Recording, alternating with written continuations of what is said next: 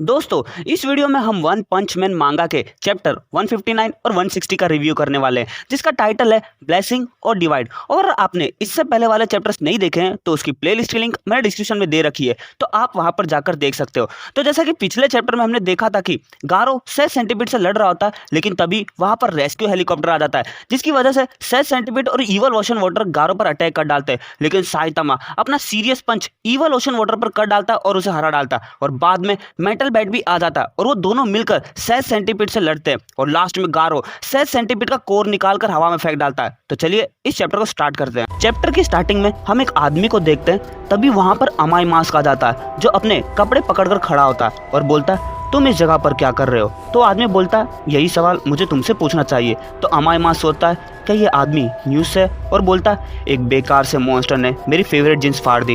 वैसे क्या तुम यहाँ पर कैंपिंग के लिए आए हो? मैं तुम्हारे टेंट को इस्तेमाल कर रहा हूँ क्योंकि एक इमरजेंसी है। तो वो आदमी बोलता है ठीक है, लेकिन ये मेरी जैकेट है। उसके बाद अमाई मास्क बोलता है चलो मेरे साथ, मैं तुम्हें सेफ जगह पहुँचा देता हूँ। मुझे भी बैटलफील्ड में जल्दी जाना है, ताकि जिसने मेरी जींस की हालत ख़राब की है ना, उसकी मैं हालत ख़राब कर सकूँ। तो वो आदमी बोलता है ठीक है, लेकिन मैं भी नहीं आ सकता, मुझे और खाना है। और वो आदमी गम की बॉडी को खा रहा होता, और ये देखकर अमाई मास्क शॉक हो जाता और सोचता ये आदमी है कौन, ये किसी मॉन्स्टर की भी तरह नहीं लग रहा, और इसे ऐसे देखकर मुझे तो डर लग रहा है। तो वो आदमी बोलता है क्या हुआ? तो अमाई मास्क बोलता है कुछ नहीं, तुम अपना ध्यान रखना। तो वो आदमी बोलता है तुम भी ध्यान रखना, और अमाई मास्क वहां से चला जाता है। अगले पैनल में हम सेज सेंटीपीड को देखते हैं, जो अपने कोर के पीछे जा रहा होता है, जिसे गारो ने आसमान में फेंका था। और गारो भी सेज सेंटीपीड की बॉडी पर चढ़कर उसका पीछा करता है, और सेज सेंटीपीड आसमान के भी ऊपर चला जाता है और अपने टेंटेकल से कोर को पकड़ लेता है। लेकिन तभी गारो अपनी स्पीड बढ़ाकर जंप मारता है और सेज सेंटीपीड के कोर पर जाकर लैंड करता है, और पूरी पावर से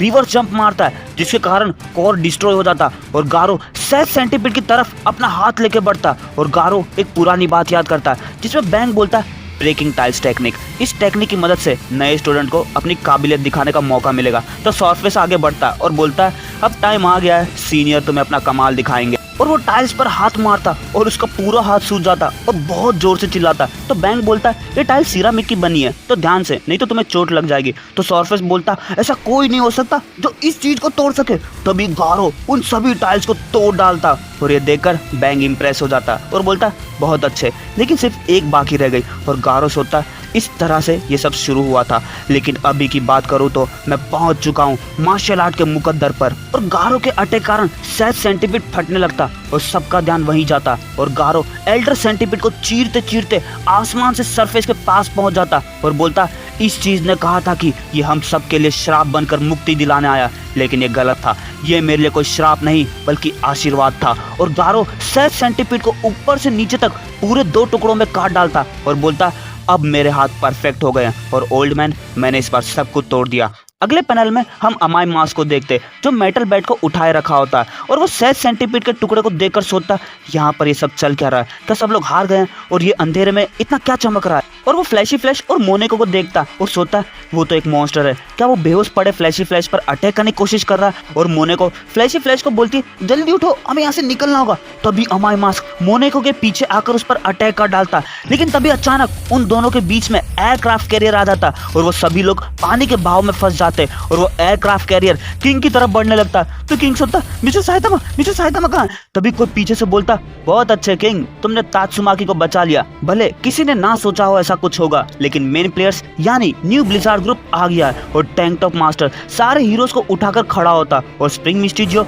नीचे इनको गोद में पकड़ा रखा होता है। और किंग टैंक टॉप मास्टर को देखकर तो शौक ही हो जाता है। उसके बाद फुबुकी बोलती है बहन खुद को संभालो, मैं तुम्हें थोड़ी एनर्जी देती हूँ। तो स्प्रिंग मिस्टीरियो बोलता क्या ये करना सेफ रहेगा कि तुम पहले से ही काफी थकी हुई हो। तो फुबुकी बोलती है चुप रहो। तभी वहां पर शिप आ जाती है, तो फुबुकी बोलती है टैंक टॉप मास्टर मेरी मदद करिए, और सोचती है अगर मैंने तात्सुमाकी को जरा सा भी ठीक कर दिया तो शायद वो अपने टेलीकिनेसिस की पावर की मदद से हम सबको यहाँ से बाहर निकाल लेगी, लेकिन अभी इतना टाइम नहीं है। उस पर टैंक टॉप मास्टर वो स्पेसशिप वाला सीन याद करता है और सोचता है तात्सुमाकी खबरदार जो तुम अभी मर गई, अभी तो मेरी टैंक टॉप पावर को, तुम्हारे साइकिक पावर को हराना है। और टैंक टॉप मास्टर सबको एक साथ उठा लेता है और बोलता है चलो चलते हैं और सब लोग संभाल के रहना। और किंग ब्लिज़ार्ड ऑफ हेल पूरी तरह से थक चुकी है सबको ठीक करने में, तो तुम्हें सबसे पहले उस शिप पर पहुंचना होगा ताकि तुम इन सबको कैच कर सको। तो किंग बोलता अरे ऐसा मत करना, कहीं किंग के सुपर कैच स्टाइल की वजह से इन लोगों को ज्यादा चोट लग गई तो मेरे ख्याल से साइकिक पावर इस्तेमाल करना सही रहेगा। और उसके बाद हम साइतामा को देखते